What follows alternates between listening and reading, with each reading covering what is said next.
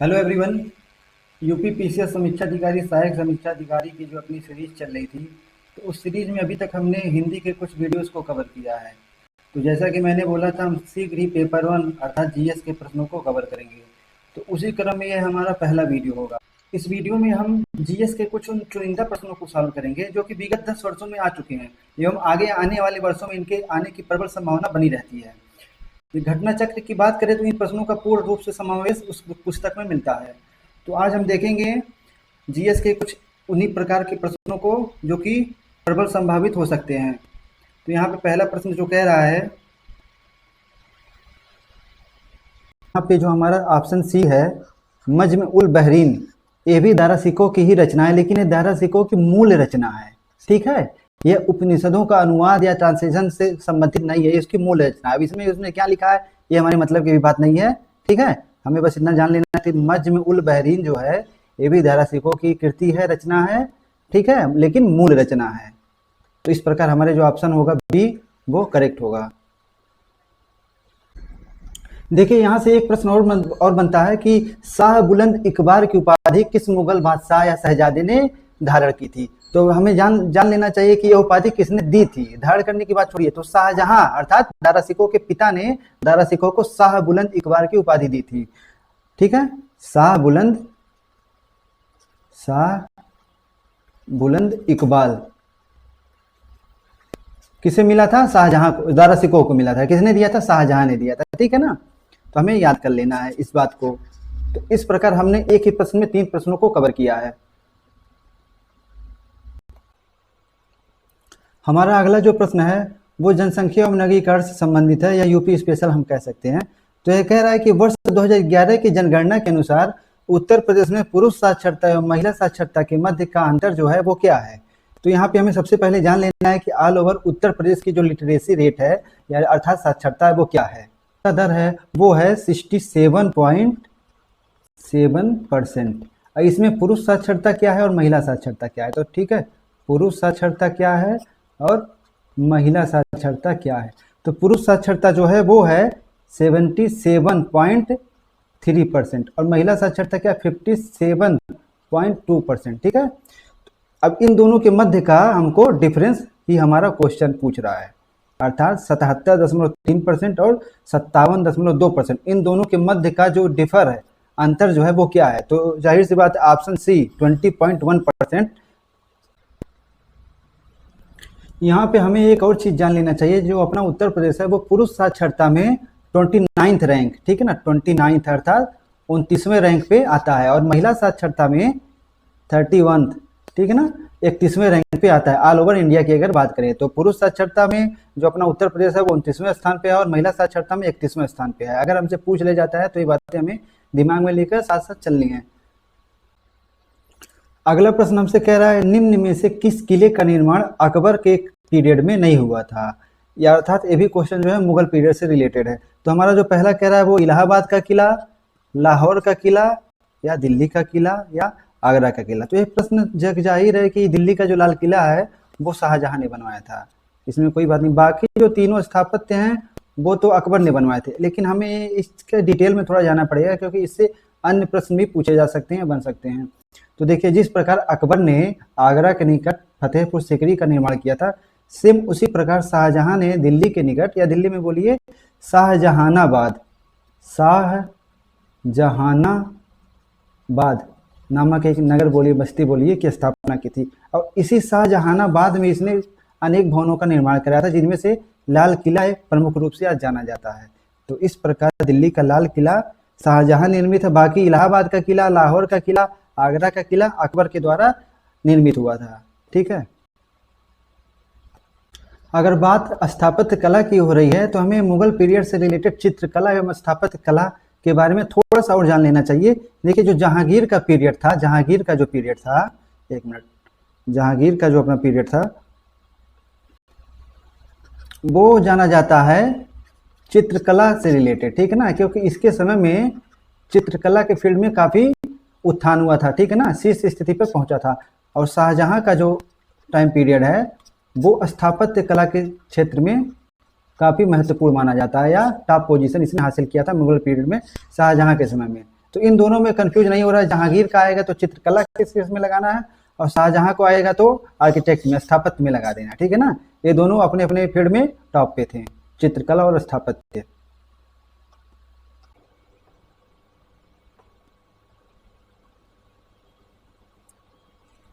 यहाँ अगला प्रश्न हमसे कह रहा है कि जनगणना 2011 के अनुसार उत्तर प्रदेश का न्यूनतम लिंगानुपात वाला जिला कौन सा है।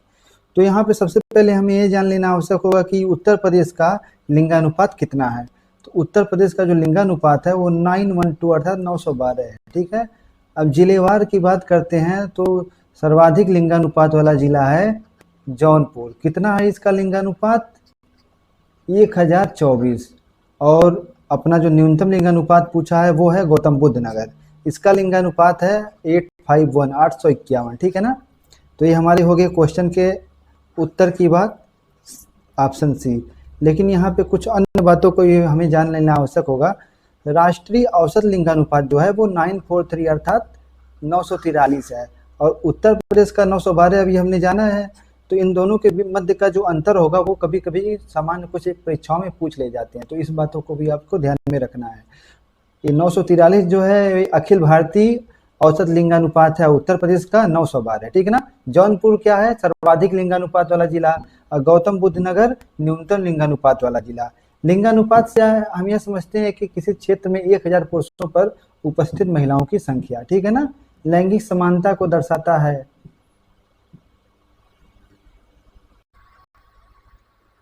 अगला प्रश्न हमसे कह रहा है कि तानसेन का मकबरा किस जगह पे है। इतिहास में तानसेन को एक संगीतकार के रूप में हम अभी भी याद करते हैं। तो तानसेन, पहले तो ये जान लीजिए, अकबर के दरबार से संबंधित था। किसके? अकबर। वास्तव बोले अकबर के दरबार के 9 रत्नों में से यह एक था, ठीक है ना। फैजी, अबुल फजल, अन्य भी जो थे 8, उनके अलावा अन्य एक ये था, ठीक है।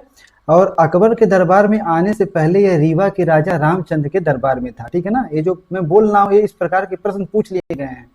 और तो यहाँ पे पहले इस प्रश्न का उत्तर देख लेते हैं। तानसेन का मकबरा हमसे पूछ रहा है, तो आगरा नहीं होगा, झांसी नहीं होगा, जयपुर तो बिल्कुल भी नहीं। यहाँ पे जो हमारा करेक्ट आंसर होगा वो होगा ग्वालियर। ग्वालियर में तानसेन का मकबरा है, ठीक है। देखिए यहाँ पे एक प्रश्न और बनता है कि इतिहास में कंठाभरण वाणी विलास यह उपाधि किसने धारण करी थी। तो यहाँ पे जो इसका सही उत्तर होगा, अगर इस प्रकार का प्रश्न आता है तो तानसेन। पहले शब्द लिख लेते हैं, कंठाभरण, कंठाभरण वाणी विलास।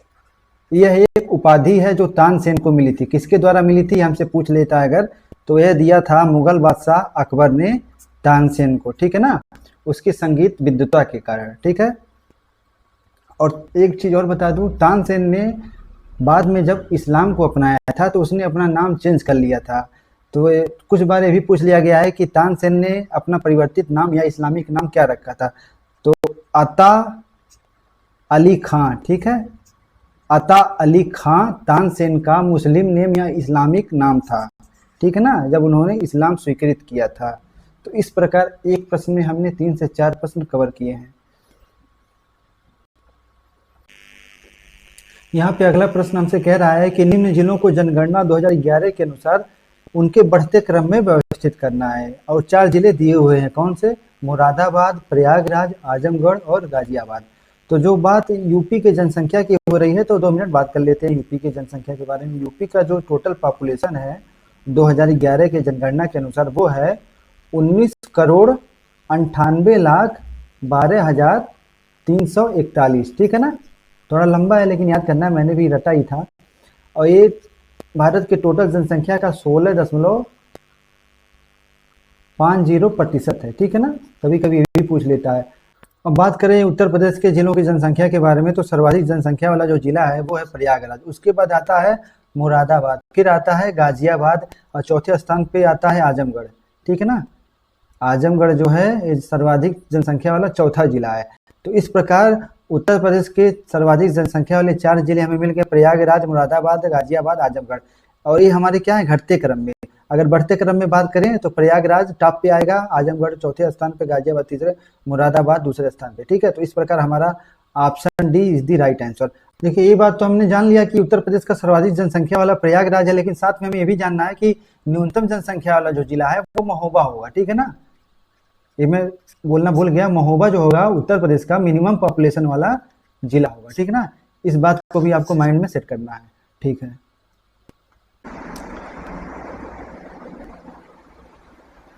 अगला प्रश्न हमसे पूछ रहा है कि मुगल काल में किस महिला ने ऐतिहासिक विवरण लिखे हैं, अर्थात मुगल पीरियड में कौन सी ऐसी महिला है जिसने किसी बुक की रचना की है। पहला कह रहा है जहां आरा या फिर नूरजहां, और तीसरा जो कहा है गुलबदन बेगम। तो देखिए, बाबर की जो बेटी थी वो थी गुलबदन बेगम, हुमायूं की बहन कौन थी, गुलबदन बेगम, अकबर की बुआ गुलबदन बेगम। इसने एक पुस्तक की रचना की थी, कौन सी पुस्तक, हुमायूं नामा, ठीक है ना। हुमायूं नामा एक पुस्तक थी जो कि हुमायूं के जीवन पे लिखी गई थी, उसकी रचना गुलबदन बेगम ने की थी। अगला प्रश्न हमसे कह रहा है कि जनगणना 2011 के अनुसार उत्तर प्रदेश का शिशु लिंगानुपात कितना है। तो शिशु लिंगानुपात जो ज्ञात किया जाता है वो 0 से 6 वर्ष के बच्चों के लिए ज्ञात किया जाता है। तो उत्तर प्रदेश का जो सही शिशु लिंगानुपात होगा वो होगा 902, और ऑल ओवर इंडिया की बात करें तो ये आ जाता है 919। राष्ट्रीय शिशु लिंगानुपात जो है वो होता है 919। तो इन दोनों के मध्य का अंतर कभी कभी पूछ लेता है, जो कि हमें याद करते रहना होगा। अगला प्रश्न हमसे कह रहा है कि संगीत की ख्याल शैली की उत्पत्ति का श्रेय इनमें से किसको दिया जाता है। तो देखिए, संगीत की कुछ शैलियां हैं जो कि काफी प्रसिद्ध हैं। पहला होता है ध्रुपद, ठीक है ना, जिसे अकबर बहुत लाइक करता था। उसके बाद है ख्याल शैली, ठीक है ना, ये अमीर खुसरो ने इसकी उत्पत्ति की थी, ठीक है ना। अभी हम अपना आंसर चुन लेंगे। उसके बाद आता है तराना, फिर आता है ठुमरी। यूपी पीसीएस आरओ के एग्जाम में काफी ये पूछे गए हैं, ठीक है। समीक्षा अधिकारी, सहायक समीक्षा अधिकारी के। तो देखिए, ख्याल शैली की उत्पत्ति का श्रेय किसको मिलेगा, अमीर खुसरो को, ठीक है ना। इन्होंने संगीत की ख्याल शैली का उत्पत्ति किया था। तानसेन में आपको कंफ्यूज नहीं होना, तानसेन संबंधित हैं ध्रुपद से, ठीक है ना। तानसेन किसके दरबार में थे, अभी हमने किया था, अकबर के दरबार में थे, ठीक है ना। ध्रुपद के 3 गायक अकबर के दरबार में थे, ठीक है ना।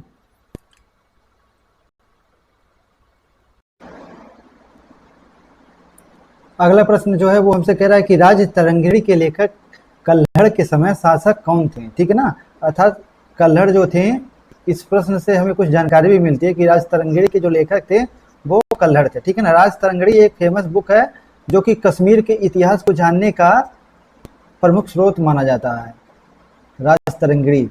तो यही कह रहा है कि कल्हड़ किसके शासनकाल में इस बुक को पूरा किए थे। अब देखिए, हर्षवर्धन तो बिल्कुल नहीं, गोविंद चंद्र नहीं।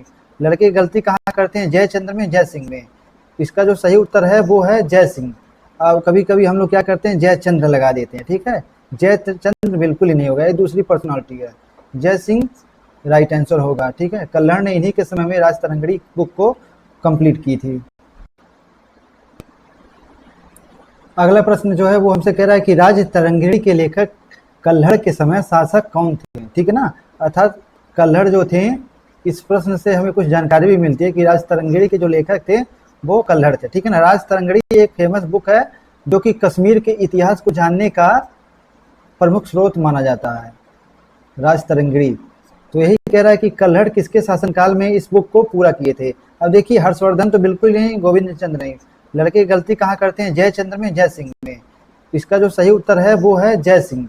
अब कभी कभी हम लोग क्या करते हैं, जयचंद्र लगा देते हैं, ठीक है। जयचंद्र बिल्कुल ही नहीं होगा, ये दूसरी पर्सनालिटी है।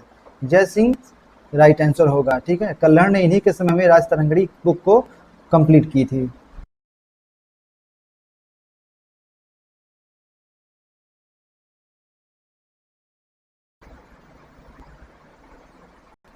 अगला प्रश्न जो है वो हमसे कह रहा है कि बक्सर के युद्ध के समय दिल्ली का शासक कौन था।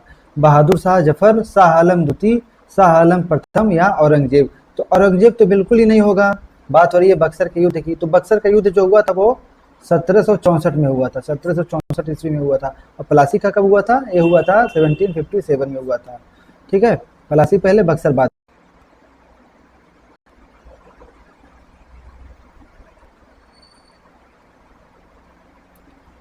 तो इस प्रकार बक्सर के युद्ध के समय दिल्ली का जो शासक होगा वो होगा इन चारों विकल्पों में से शाह आलम द्वितीय, ठीक है ना। यहाँ पे प्रथम दिया, इससे आपको कंफ्यूज नहीं हो रहा है। शाह आलम द्वितीय जो है वो दिल्ली का शासक था बक्सर के युद्ध के समय।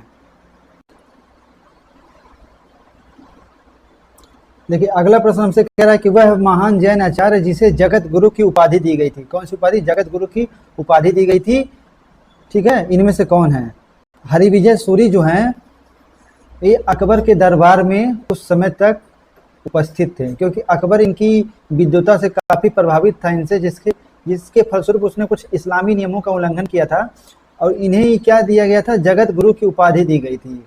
अगर क्वेश्चन आपसे ये नहीं पूछता है तो क्वेश्चन आपसे इस तरह से पूछेगा कि इनमें से किस व्यक्ति को, किस पर्सनालिटी को जगत गुरु की उपाधि से सम्मानित किया गया था।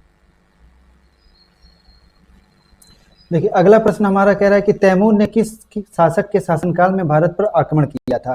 तो देखिए आक्रमण की अगर जब बात होगी तो तैमूर पूछेगा, नहीं तो अगर पूछता है तो नादिर शाह के आक्रमण के बारे में पूछ लेता है, क्योंकि ये दोनों ही आक्रमण जो से काफ़ी विध्वंसक माने जाते हैं। ठीक है, तो देखिए तैमूर ने जो आक्रमण किया था वो किया था 1398 अर्थात 1398 ईस्वी में। इस समय जो शासक था वो नासिरुद्दीन महमूद का था। ठीक है, इस प्रश्न का उत्तर हमारा ये होगा। अब देखिए यहाँ पे प्रश्न से प्रश्न कैसे बनते हैं, आपसे पूछेगा नासिरुद्दीन महमूद जो था इसके समय में तैमूर ने आक्रमण किया था, ये किस डायनेस्टी से संबंधित था, किस वंश से था, सैयद, लोधी, तुगलक।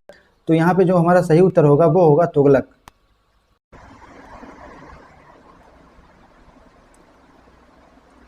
अगला प्रश्न हमसे कह रहा है कि विजयनगर के किस शासक ने चीन देश में अपना राजदूत भेजा था। देखिए ये प्रश्न यूपी पीसीएस की काफ़ी परीक्षाओं में काफ़ी बार रिपीट हो चुके हैं, तो इसका जो सही उत्तर होगा वो होगा बुक्का प्रथम। बुक्का प्रथम नहीं, बुक्का प्रथम किस वंश से था, संगम वंश से था। ठीक है, और इसने ही चीन में जो था अपने राजदूत भेजे थे।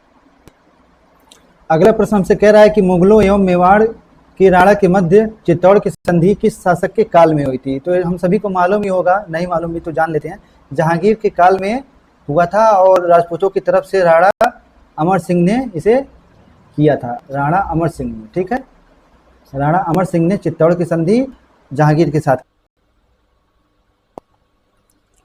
अगला प्रश्न कह रहा है हमसे कि जहांगीर ने इनमें से किस कला को अपना संरक्षण प्रदान किया था। ऑप्शन ए मूर्ति कला, या स्थापत्य कला, चित्रकला, या संगीत कला। तो ये काफी इजी क्वेश्चन है, ऑप्शन से चित्रकला जो होगा इसका राइट आंसर होगा। ठीक है ना, जहांगीर की जो आत्मकथा है उसका नाम है तुजुक ए जहांगीरी। ठीक है ना, तुजुक ए जहांगीरी, तुजुक ए जहांगीरी। इस प्रकार के कुछ प्रश्न पूछ ले जाते हैं। देखिए एक एक नंबर हमारे लिए मैटर करता है। ठीक है ना, हमें ये नहीं जाना है कि कट ऑफ के नज़दीक होके फेल नहीं होना है। ठीक है, अब देखिए चित्रकला का जो स्वर्ण युग होता है वो जहांगीर के टाइम पीरियड को बोला जाता है, और अभी हमने बताया भी है। और स्थापत्य कला का जो स्वर्ण काल है वो शाहजहां के काल को बोला जाता है। ठीक है ना, और इसके अलावा अगर एक चित्रकार की बात करें इसके दरबार की, तो अबुल हसन जो था, अबुल हसन इसके दरबार का एक प्रसिद्ध